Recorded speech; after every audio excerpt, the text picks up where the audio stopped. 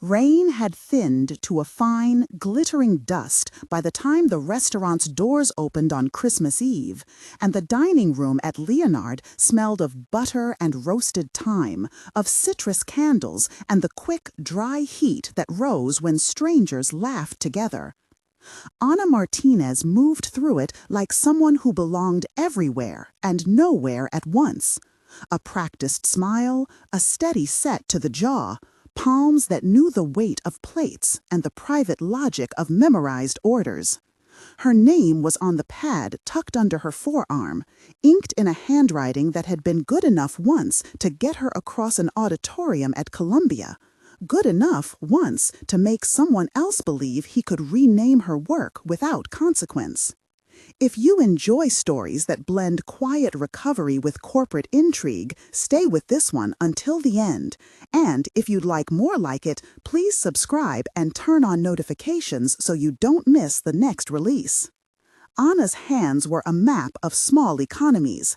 Calluses from the coffee steam, a thin scar on the left thumb from a jammed box in a studio on a winter morning, a faint impression where the ring had been. Gone now, like a half-remembered equation. She kept them visible when she could. The motion of fingers told as much as the words she did not draw attention to. For Mrs. Blackwood, across a corner table under a chandelier that threw a drunken ballet of light across her silver hair, those hands were language. Mrs. Blackwood signed while her companion looked on with the kind of amused, proprietary interest billionaires could afford to wear. The woman's signs were not slow or careful. They were economical, with the economy of an educated mind moving through thought.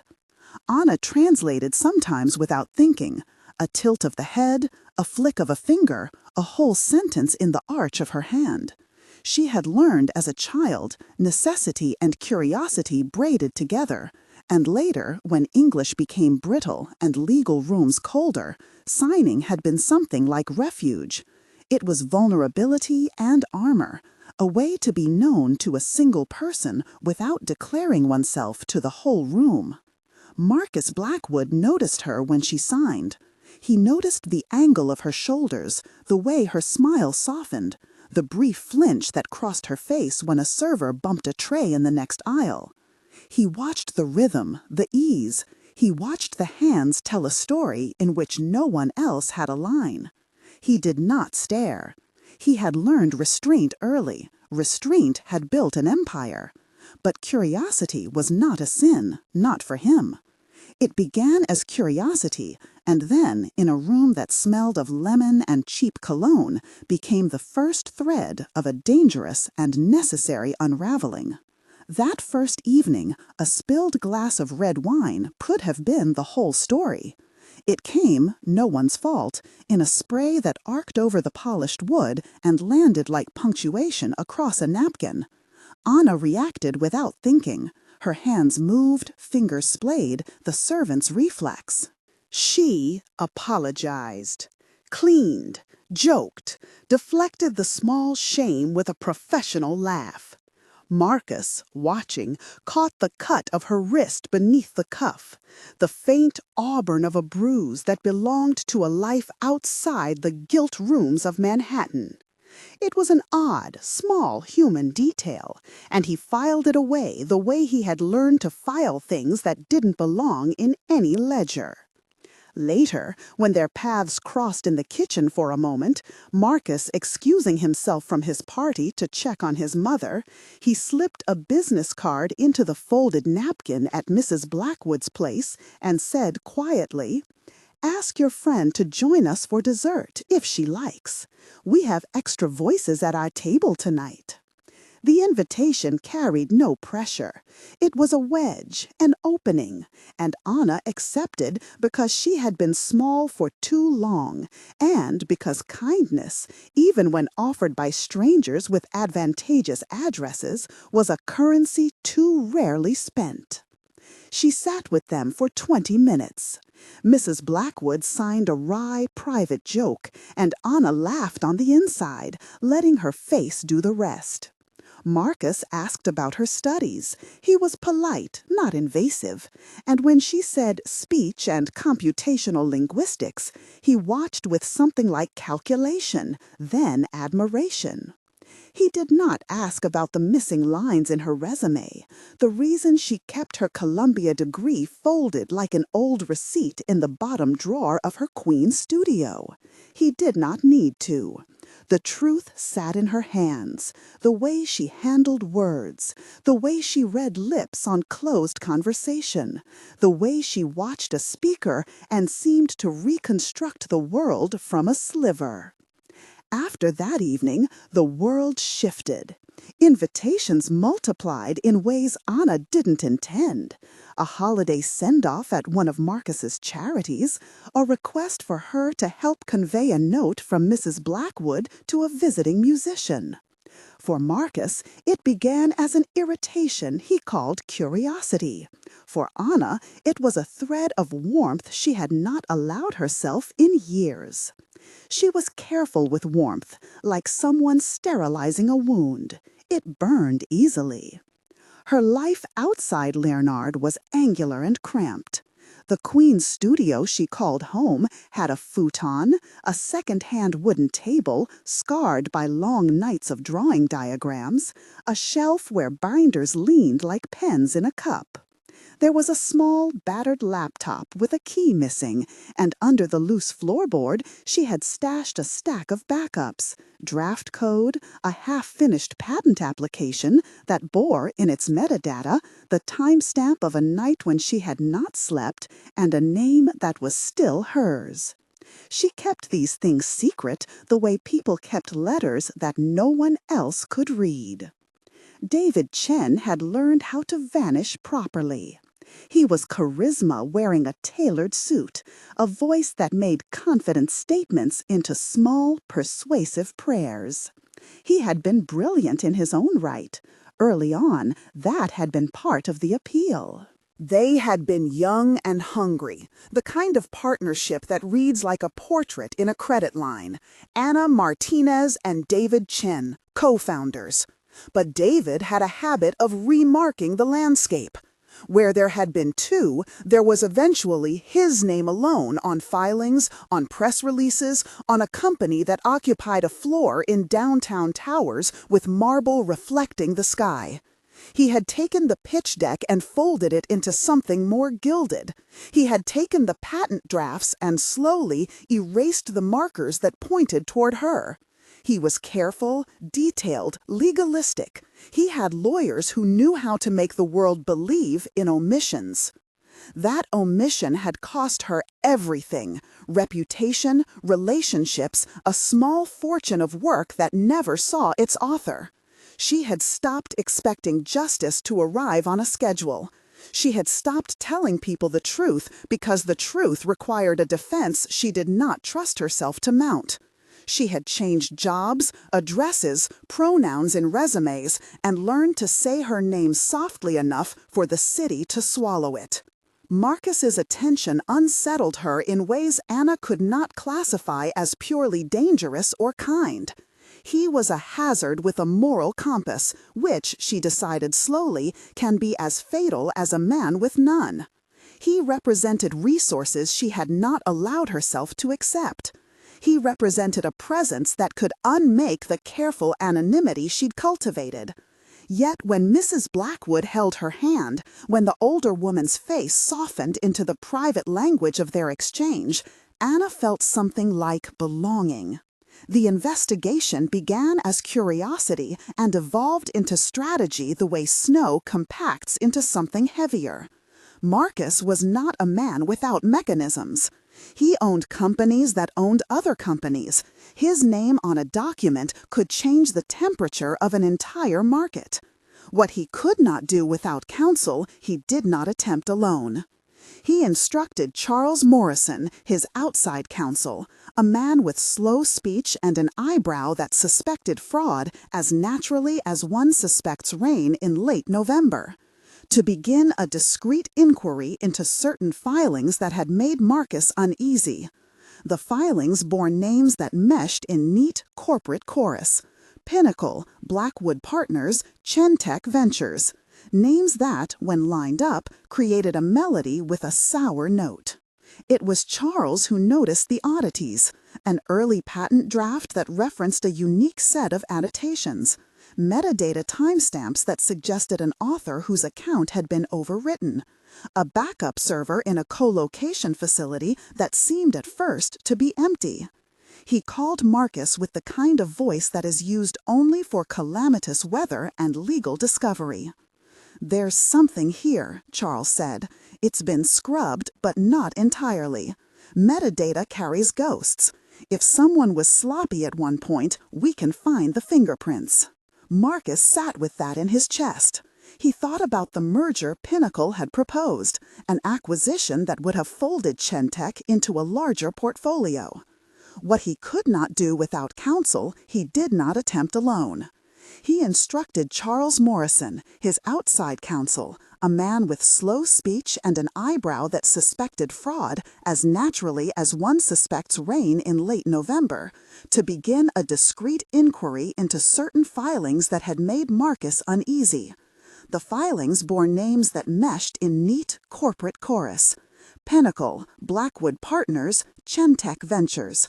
Names that, when lined up, created a melody with a sour note.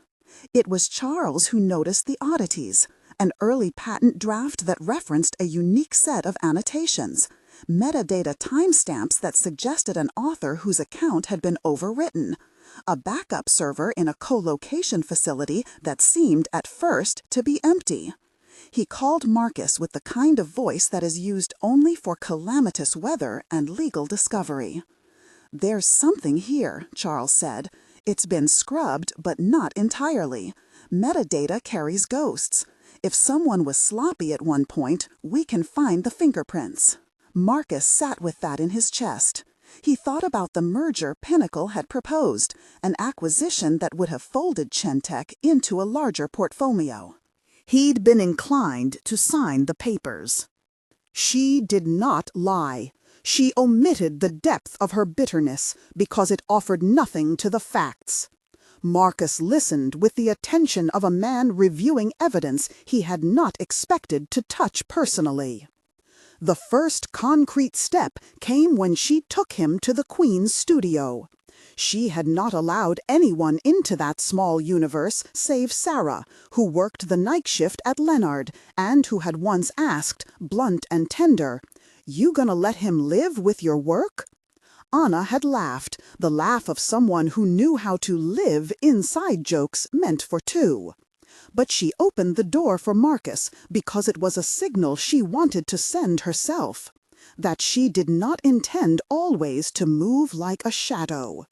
Standing among the binders and the coffee-stained drafts, Anna showed him the metadata she had managed to preserve.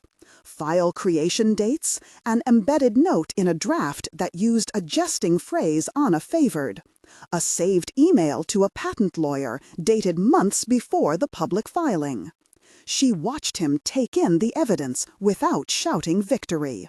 Marcus's face did not harden into heroics. It collected the information like one collects fragile glassware and then sets it down carefully. "I can't promise anything," he said, which was the most honest sentence he could offer at that point. "But I can start a proper inquiry. I can lean on people who have resources. I can also tell you plainly, if you want to come forward, you'll need to be prepared." Preparedness had a cost. Anna understood that. Courage, she had discovered, was not a property one could purchase. It was an inventory you kept and lost and sometimes replenished when you decided not to go back into the dark with your hands empty. She told him, "I don't want to be used as a prop." "You won't be," Marcus promised, not with vainglory, but with a voice that carried the weight of a man willing to place his risk where his values were. "If this is about integrity, I'm in. If this is about you being safe, I'm in. But you call the shots." Trust for Anna was measured in small, pragmatic units. Did he respect the archive she kept under the floorboard? Did he understand when she withdrew from a party to breathe? Did his presence demand more of her than she could give? She decided, slowly, to let him stand with her at the edge of whatever would come next. Letting someone stand beside you is not always triumphant. Sometimes it is simply a recognition that one no longer intends to suffer alone. The opposition did not wait. David Chen moved with a strategy perfected over years. His public face remained charismatic and composed. He had amassed a small empire by convincing others that the narrative around him belonged to him by right. When whispers began to circulate, muted concerns from Charles or odd questions from Marcus's technical advisors, David offered charm and denial in equal measure. He called the inquiry unfortunate rumors and floated an op-ed about the sanctity of industry consolidation in polite business journals. He looked at cameras and smiled the way a man at an altar smiles when he believes the vows are for show. But even carefully staged performances have seams. Marcus's team found an irregularity in a patent filing, an annotation that should have been traceable to a particular author, but instead bore a fragment of Anna's distinctive phrasing. It was a linguistic fingerprint no legal scrub could effectively remove without leaving rawness behind. They found a timestamp in a backup archive. It had been copied and refiled, but not before someone had left a breadcrumb of metadata that pointed to a night Anna could account for. The holiday season compressed time into a narrow canal of pressure. Invitations at the penthouse multiplied. David made an appearance at a charity gala that celebrated innovation, a space where his public narrative could be repeated until it became truth. Marcus was asked, politely and with a measure of threatened offended propriety, to sign papers that would advance the merger. He came to a decision that would honor a fragile integrity at a cost, to delay the merger publicly pending a full internal review. It was a moral choice not without consequence.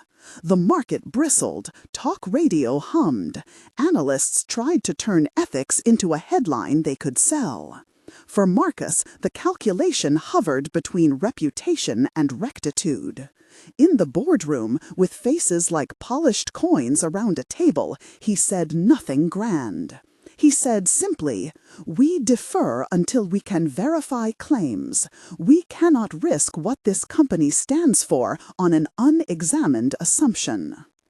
David's reaction was containment first, cool statements, a hint of wounded incredulity. He moved as anyone practiced in containment might: legal letters, carefully worded press releases, a call to his investors that read like a therapy session for shareholders. He accused, subtly, of sour grapes and opportunism. He did not attack personally in public.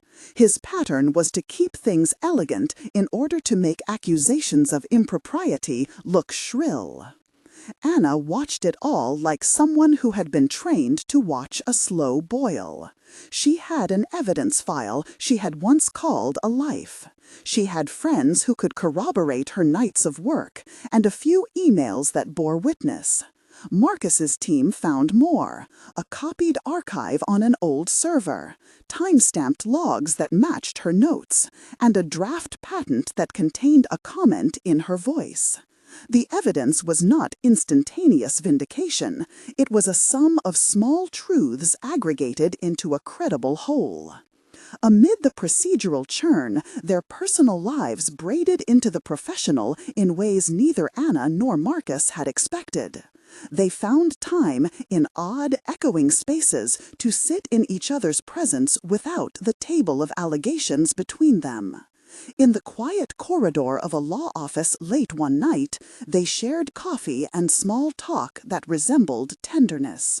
Marcus learned to watch for the ways Anna's jaw tightened when memory caught her unaware. Anna learned to accept a hand lightly offered.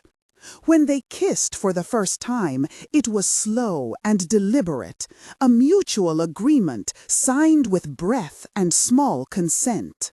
Neither played the hero. Both allowed themselves to be human and flawed.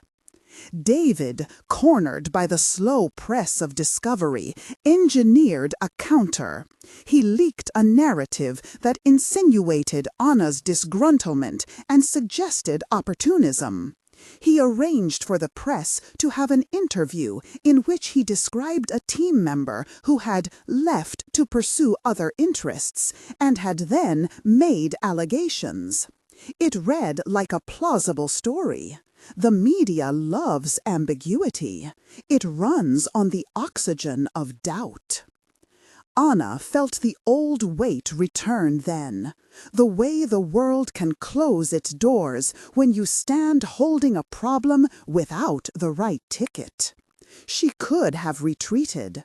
She could have torn up the proofs she kept and vanished into a life slightly less precarious. Instead, she chose a different kind of risk, visibility on her terms. The plan they devised was not theatrical. It was a carefully ordered sequence of disclosure. She would reclaim authorship in a way that could be documented, presented, and corroborated. She would speak with a patent clerk, with an archivist who could certify timestamps, with a programmer who could attest to the coding style only she used. She prepared painfully and diligently to stand in a room and be the main fact in a story that wanted to cast her as a footnote. The midpoint arrived in the fragile, glittering form of a private hearing at a boutique arbitration firm in Midtown, where the light through the blinds cut the room into slices like ledger paper. Marcus sat at one end of the table, his knuckles white around a cup. Anna sat at the other, her hands flat on the table, like someone preparing to lift something heavy. David's lawyer arrived with the detachment of a man trained to make sure facts submit to narrative. Anna's voice at first was small. She had practiced testimony like someone learning to breathe through a membrane of cold air. She read documents. She offered emails. The room hummed. Marcus's team presented the metadata they had uncovered. Charles explained, with a candor that was almost kind, the technicalities in a way that did not abdicate accountability. David's team deflected, attempted to cast doubt, but found the floor less fertile for theatrics than they had expected. The case rested not on a single scream of proof, but on the patient aggregation of details. Timestamps, drafts, corroborating emails, code comments in a voice only she used.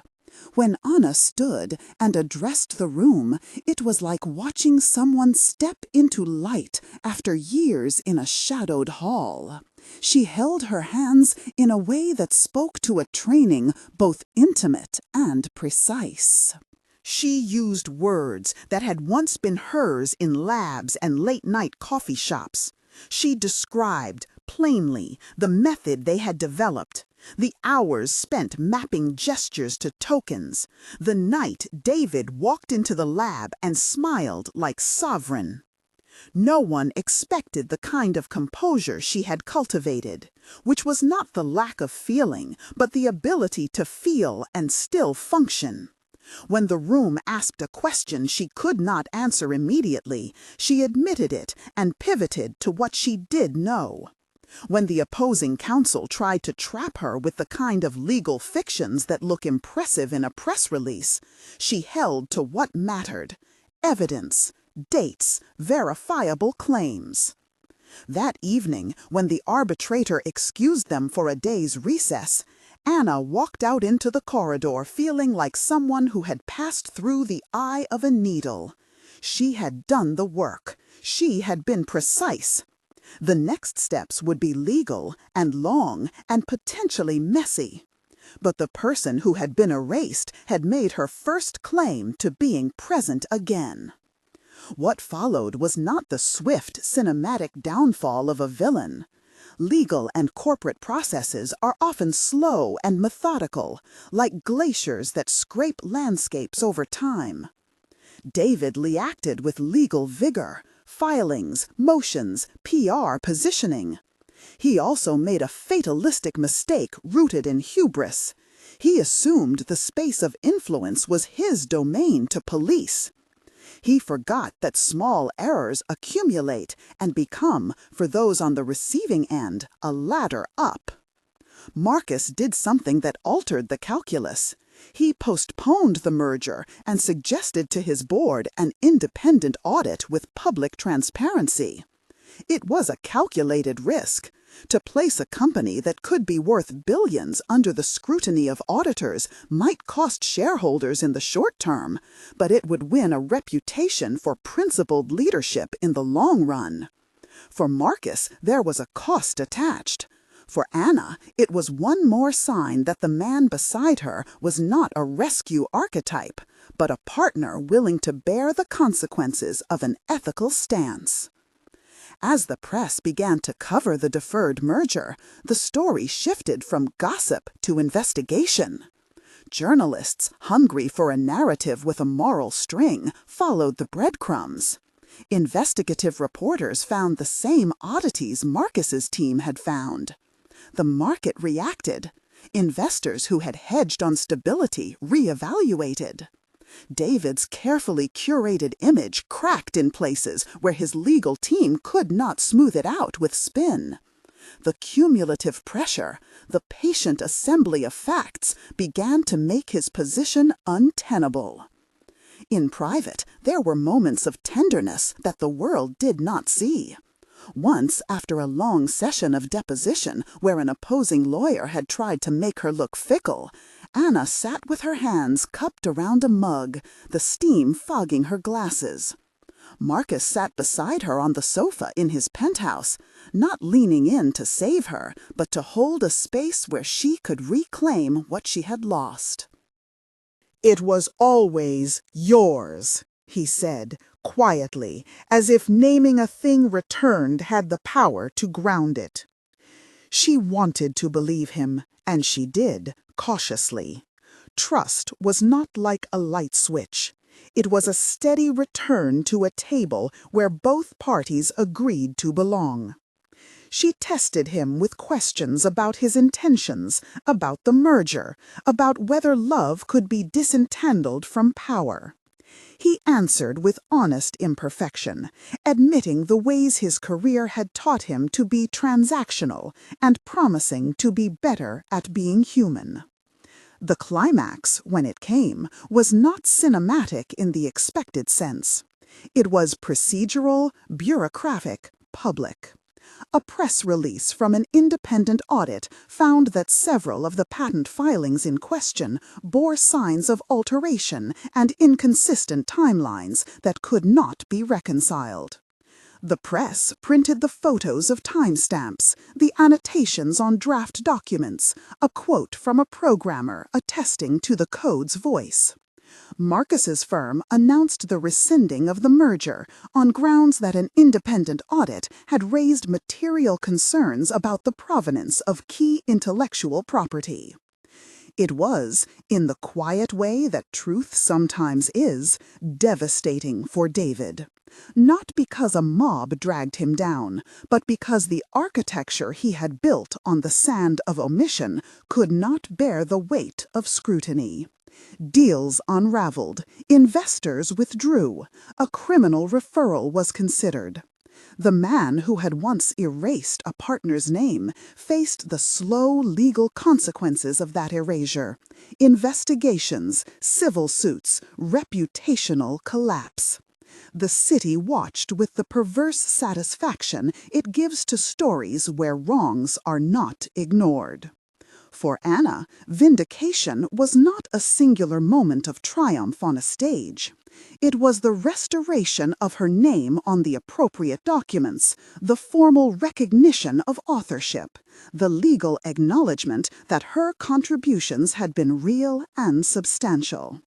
When the official notice arrived, an email from a patent office with a line that confirmed her as co-inventor, she sat at her kitchen table and let the words wash over her. She felt like someone who had been given back a piece of themselves she had thought was gone forever. The personal resolution unfolded gently. There were no grand proclamations or dramatic scenes of proposal beneath a holiday tree. There was a quiet evening in Marcus's kitchen, a homemade meal that tasted like rosemary and acquiescence, where he took her hand and asked simply if she would consider marrying him someday. The question was not transactional. It was a small, human thing. She asked for time. He accepted it. They moved forward, deliberately, as partners, calibrating their steps in tandem. David's downfall was complete enough to be legally satisfying, and not so savage as to feel like spectacle.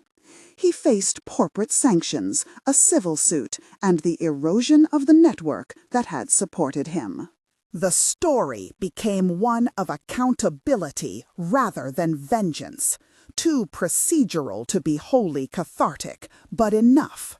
The law had done what it was designed to do in the end, to correct where possible, and to provide a public accounting of claims. Anna rebuilt, not into the person she had been before, but into someone who had learned to arrange her life with new parameters. She launched a small company focused on accessible language technology that respected authorship and collaboration. She hired people who knew what it meant to be erased and to be restored. She built policies into the firm's DNA, transparent attribution, clear metadata practices that reflected the wounds she carried and the lessons she had learned. It was not a triumph over the system so much as an attempt to inscribe a different kind of practice into its grooves. At the opening of her small office, Marcus stood beside her, and Mrs. Blackwood signed a blessing that made Anna laugh until tears filled the corners of her eyes. Sarah, who had always known, but who had never demanded a story be told, hugged her in the way of working women who carry each other's histories like shawls against the told. The patents were in her name again. The company had survived. The city still had its lights, its unfairnesses, but there was in Anna's life a new architecture of care. On Christmas Eve the following year, the restaurant was different only in the way seasons make familiar things feel strange and comforting again. Anna moved through the room quietly, her hands now more at ease carrying plates and conversation.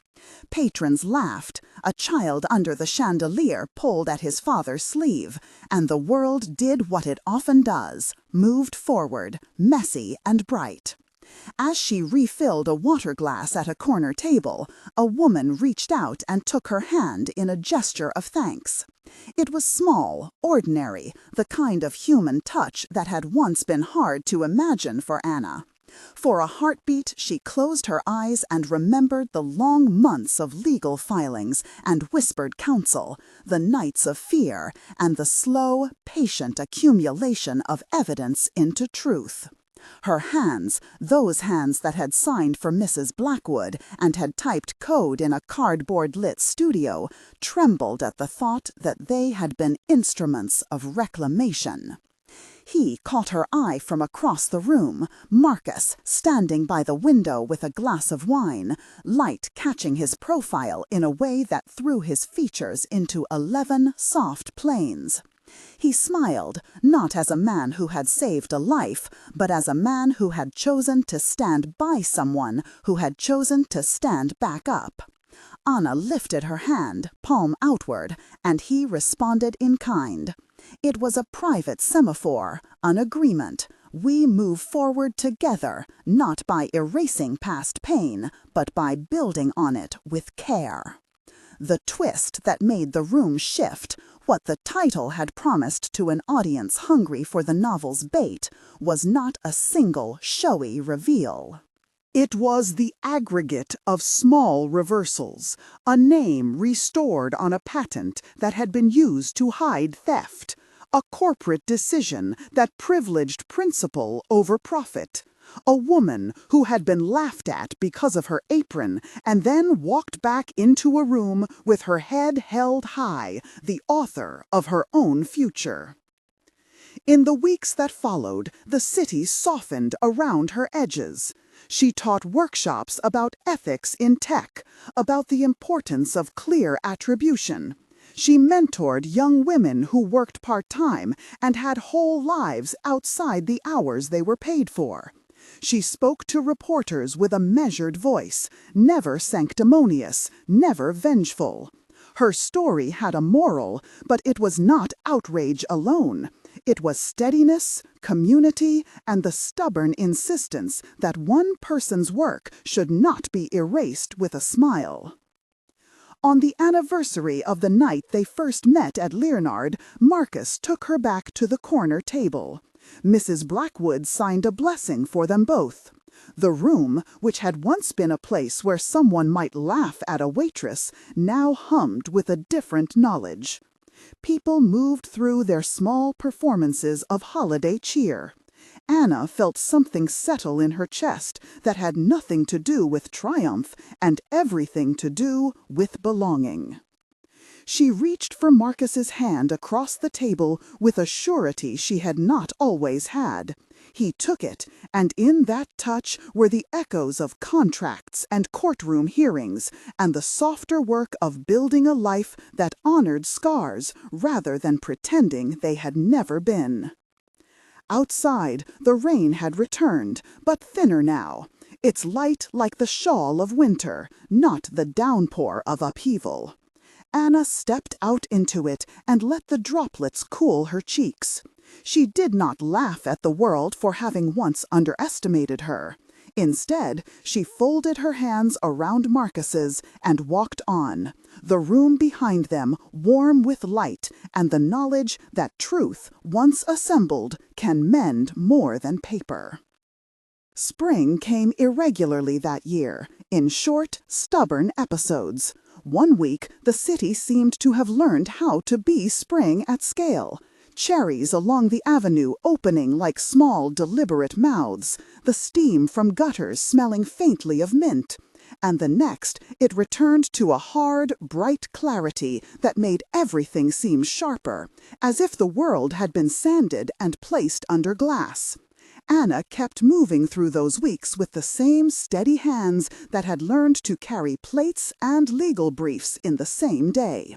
She taught a morning class at the community college about intellectual honesty and attribution. Students in work boots and students who had never served a shift in their lives sat side by side.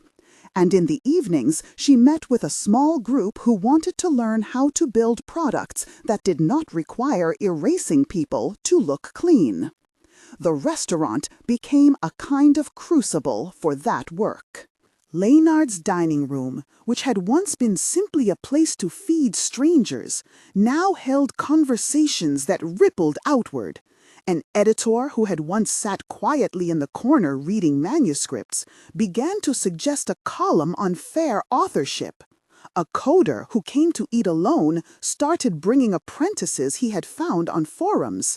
And Mrs. Blackwood, who still cured what ailed her with an economy of gestures and a pocket of mended ideas, kept an eye on the room like someone tending a flock that had learned to fly. News outlets asked for interviews. Anna learned how to keep the story simple: the theft, the struggle, the restitution.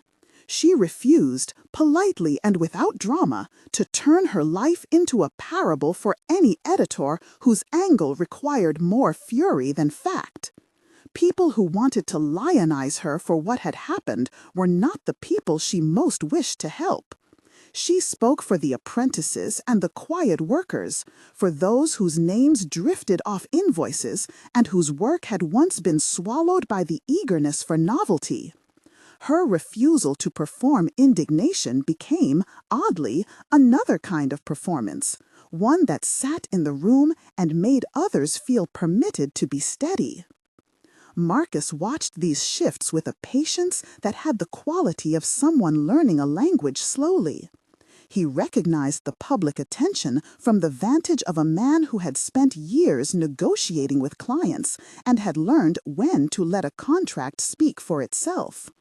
Sometimes, in the gray hours after the dining room emptied and the chandeliers cooled, they sat together with a small stack of invoices and the quiet of two people who had both loved and lost things that were never entirely theirs. Marcus liked to point at little triumphs. The way a young woman who had been nervous at class now offered a line of argument that made the visiting professor tilt his head. The way an owner of a small co-op finally agreed to place credit where credit was due. He celebrated without sentimentality, and Anna loved him for that. An offer arrived in late April that smelled of danger beneath the lip of opportunity. A technology consortium, large, glossy, and careful in its press release, wanted Anna to consult on ethical product design. The proposal was flattering and precise: honorariums, travel, endorsements. It spoke of scale and reach in a way that promised both influence and comfort. Marcus, who had read the email with eyebrows raised, set the paper down and said nothing for a time. "I can do good if I take it," Anna said finally. "I can tell them, look, the law matters, but so does the way you build your teams. If I go in, I can change things." Marcus smiled, small and complicated. "Or you can show them how to look like change without being it." The consortium's representative called the next day. She was polite, practiced. She used words that fit around questions like ribs around a lung. "We admire your work," she said. "We'd love to feature you as part of our advisory board." Imagine the projects we could push with the right voice at the table. Anna listened to the cadence of the sentence and felt the old quickness. How easy it had been to sign something that made her name look as if it were a trophy. She thought of the cardboard-lit studio, of nights when the code and the bills had blurred. She thought of the patent that had been restored because, in the end, the truth had accumulated like a kind of gravity. "I'll take time to consider it," she said. It was both true and one of the safest refusals she knew. Over the next week, she met people who worked within the consortium. They were earnest in the way people can be earnest when their job is to polish earnestness itself. They offered her the trappings of outreach: panels, webinars, keynote stages. They offered a lane to influence that required, at least sometimes, letting certain histories fade into curated humility. An old muscle in Anna, a reflexive desire to be accepted into the room, tensed. Late one night, while rain threaded the city like a low, steady argument, she walked down to the base of the restaurant where the storage had once been and found a light burning. Marcus sat at a cleared table with a stack of boxes, old menus, a ledger Mrs. Blackwood had kept since the first year, and an old friend, Elias, who had been a regular since the restaurant had been in its second life. "You're awake," Elias said without looking up. "I'm never surprised anymore." "You're not the only one keeping lights," Anna replied. Elias pushed a small envelope across the table. Inside were photographs, black and white prints of their early demonstrations, of people at a tiny protest outside a conference when the patent news first broke. There were names handwritten along the margins, people they had found, people who had helped, names that had been buried under corporate language. "We're building a small fund," Elias said, "a thing that will pay for legal help and for organizing workshops in places that don't have organizers. I was hoping you'd be part of it." Anna turned the photographs over in her hands. The city had given her a voice. She had the option to lend it to a large stage or to a crowded room small enough to feel like a living thing. "How much do you need?" she asked. The answer was modest and precise. Elias had saved with thrift and shame in equal parts. "That and a place to meet," Marcus said. "You have a basement that smells like soup and argument. It'll be perfect." They laughed, the kind of small laugh that makes social projects feel like conspiracies rather than committees. Anna felt the rush that comes when possibility breathes near the ear, a route that both gave her influence and kept her feet where people could reach her hand. She declined the consortium within a week. She wrote a note to the representative explaining, simply, the reasons, and then she typed a plan for a different route. A weekday clinic in the basement of Leernard, where young coders and service workers could learn about contracts and moral choices when their names were on the line. The press release that would have been a banner for the consortium was instead used as a template for a flyer pinned to the kitchen door. Clinic. Bring your contracts, learn your rights. No experience required. Coffee provided. The weeks that followed felt busier for a new reason.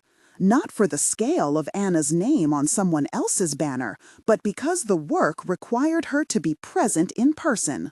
She met with a woman who wanted to start an app but feared that her future partners might try to take credit. She sat through a long Tuesday evening with a small team of graduate students who needed to understand what moral attribution meant when code-base histories blurred. At night, she wrote, slowly, essays and small manuals meant for people who would need them more than a glossy keynote would serve. Marcus would read these drafts aloud over the sink, tasting syllables like a cook tests a sauce. Mrs. Blackwood listened and, when asked, offered terse praise. "Don't make it pretty," she said one afternoon, chopping herbs. "Make it true." The small fund Elias organized stabilized into a modest endowment that paid for a few persistent things: travel for those who could not come to the clinic, emergency legal aid, and free materials. Anna found that her voice, used in cramped rooms and dusty auditoriums, carried a different weight than when it was tried on for a television set. People who came to her taught her as much as she taught them. They had stories of omission, of libraries that had claimed authorship of cataloging software, of a musician whose loop had been used without credit, of a seamstress whose pattern had been traced into Fashion Week. Their grievances were not always from malice. Often they came wrapped in inattention and inertia. Training people to notice was a form of reparation. Summer loosened the city's edges. The restaurant opened windows and let a hot, honest wind through like a living thing. Anna learned faces in new ways. A young man named Gideon who shelved records at a small collective and who came weekly to debug a piece of software. Mariella, a mother of two who took a night class and then returned to teach others how to read contracts. A lanky teenager who typed too fast and who would fall asleep on the basement couch, waking to the small, steady clicks of Anna's laptop. The scaffold of care they were building felt like a house. They were not only fixing what had been broken, but making room. Still, life persisted in its ordinary cruelty. A former supervisor from Anna's early days tried to reassert a claim on a piece of documentation that, when examined, should have belonged to his subordinate. It was a small thing on paper, but it carried with it the smell of the old pattern, the assumption that credit could be moved like furniture when it was convenient. Anna went to the meeting with a binder and patience. The exchange was not dramatic. It was bureaucratically familiar. She found that the way to defeat a small injustice was not always to roar, but to show the record with stubborn clarity. The man in the meeting had once been the sort of person who expected people to step back. He found, unexpectedly, no place for his entitlement in the room. The victory was measured and quiet, and smelled faintly of the lemon Mrs. Blackwood used to clean the counters. In the midst of all this, Mrs. Blackwood's hands started to feel older.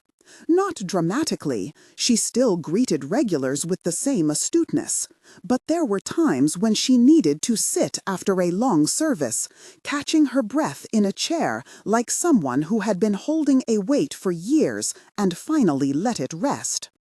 Anna noticed the small things: a tremor when Mrs. Blackwood salted the soup, a missed stitch in a napkin fold. The woman who had once been a hulking presence now moved with the careful arithmetic of someone conserving strength. One autumn afternoon, Anna found Mrs. Blackwood in the back room, asleep over a stack of unpaid invoices. The woman woke with a small start and then smiled her private smile.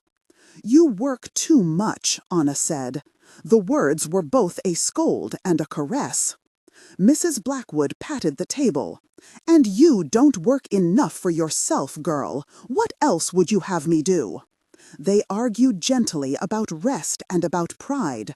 Days later, Mrs. Blackwood's doctor, an understated man who smelled faintly of pipe tobacco, recommended that she slow down. The word monitor was used, and care plan, and Anna felt the old fear like a cold at the back of her throat. The thought of losing Mrs. Blackwood, who had given Anna a place before the patents and the clinics and even before Marcus, seemed at once unbearable and impossible. When Mrs. Blackwood did go, when a slow fever pinned her, and then a week later she was gone, the restaurant reacted with a kind of grief that did not require spectacle. People left flowers, notes, a quiet offering of casseroles and memory. The staff held a small wake in the kitchen. No church service, no formalities, just those who had cooked beneath the same light and listened to the same complaints. Marcus stood with Anna by the back door, his hand around hers, a weight and an ease at once. At the funeral, a simple thing held in a small chapel the widow of a regular had opened for them, Anna read a passage she had not planned to read. The words were about work and care, and how small acts of faithfulness can, over time, become architecture. She spoke of Mrs. Blackwood's habit of naming each person who swept a floor, as if to ensure that, should history ever be tempted to rearrange itself, it would at least bear the correct signatures. People laughed softly, and then wept. The city went on, as it must, but there was a morning when it felt as if a steady hand had left a table. After the funeral, a surprising pressure arrived. Offers from publishers, requests for more interviews, a documentary request. There was money in all of it, and with money came the possibility of scaling the clinic into something larger. Marcus, who had never been shy of the ledger, produced figures that were promising. "We could lease a small office," he said, "hire a coordinator, make it sustainable." Anna looked at the ledger and at the basement where Gideon had left a mug with a ring of coffee on the table, and thought of Mrs. Blackwood's advice: make it true. She knew how easy it would be to unravel the simplicity of the project into a program with memos and hierarchies. She was tempted by efficiency and terrified by the idea of returning to the kind of structure that had once erased her. One night she dreamed of patents like stars, names stitched across the sky that lit one another, each small constellation giving meaning to the other. She awoke with the urge to do two things at once: to make the clinic a durable institution and to keep it connected to the people who would actually need it. The solution, when it came, was not brilliant or new. A cooperative model, small stipends, a rotating board made mostly of the very people the program intended to serve.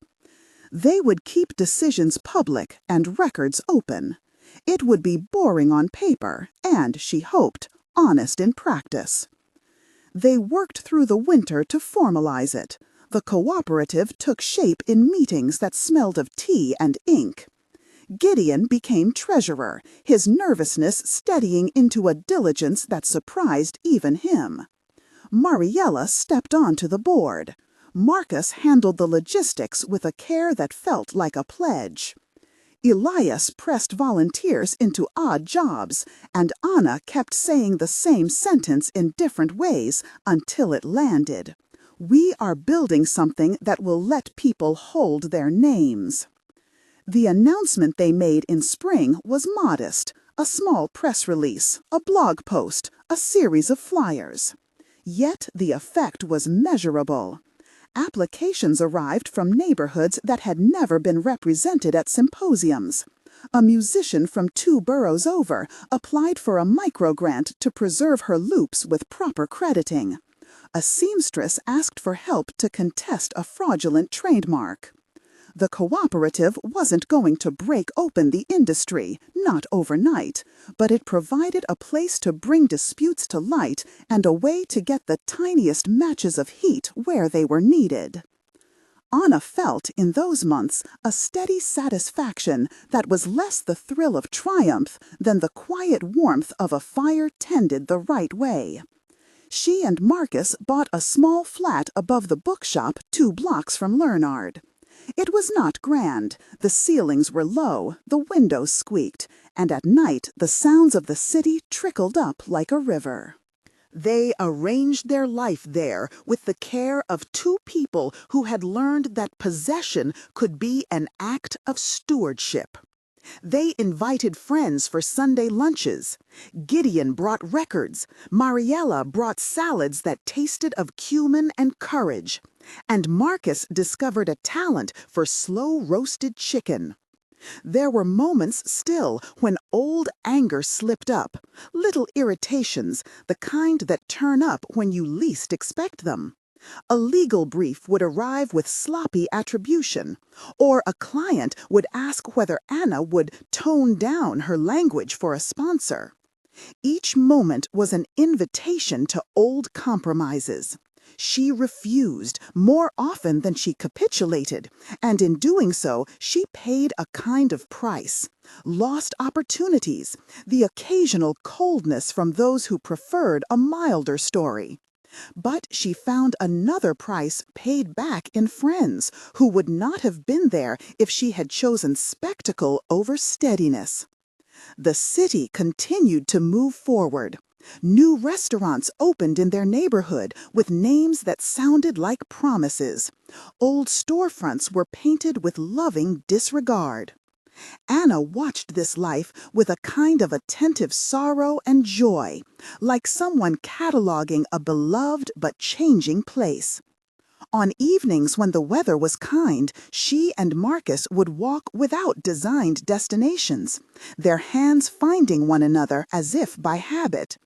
The things they tended, patrons, apprentices, the small cooperative, were not tidy. They required patience and redirection, and sometimes, stubbornly, a refusal to let a missing signature remain missing. One late afternoon, as sunlight poured through the restaurant's front window and sent a thin gold stripe across the wooden floor, a young woman arrived who remembered Anna from the first workshop at the community college. She had a baby on her hip and a stack of papers under her arm, and when she spoke, there was an urgency that did not cloak its tenderness. Her employer had claimed the copyright to the interface she had designed. They had filed for a patent without her name listed. Her voice caught on the edge of exhaustion as she explained. Anna sat with her for a long time, listening and then drafting a plan with the practical economy that had become her signature. "We have to name you," she said quietly, as if naming were a ritual that could bind the past to the present. "We will put your name on every document we file. We will show the timestamps. We will make it harder for them to leave you out." The woman's face, which had been folded with worry, slowly uncreased. She laughed, an astonished, relieved sound, and then, after a pause, put the baby down on a low chair and took out a pen. Marcus brewed coffee, Elias offered biscuits, and Gideon hummed something under his breath. The work was simple and patient, and, in itself, it felt like a sort of celebration. Anna understood then how small reversals accumulate. They were not the fireworks of dramatic vindication. They were the nightly rituals that keep a city humane. She felt a contentment that did not demand recognition. In its place was something like humility, layered over confidence. The knowledge that truth, once given the room to live, draws people back to their names. Outside, the rain began again, thin and honest. It tapped the windows like small hands.